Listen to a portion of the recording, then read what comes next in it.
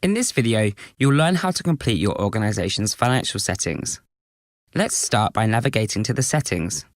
From the menu, click Accounting and select Advanced. Then click Financial Settings. The settings you see here are for a Global Xero edition.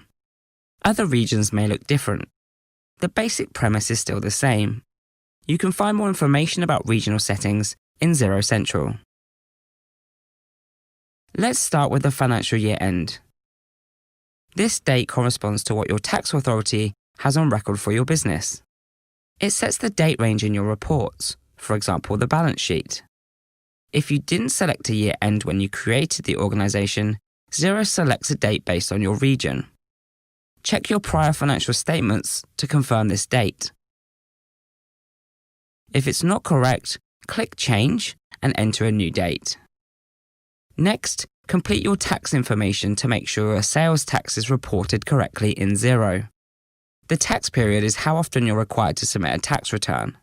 Get in touch with your accountant or bookkeeper if you don't have these details. Set defaults for sales and purchase transactions you'll enter into Xero. You have a few options. Base it on the last transaction, add transaction amounts as tax inclusive or exclusive, or choose no tax. Lock dates stop users from adding or changing transactions if the transaction has a date that is on or before the lock date set. At this stage, you don't need to lock any dates as you haven't converted any balances yet. You'll learn about lock dates at a later stage. The last item on this page is the time zone.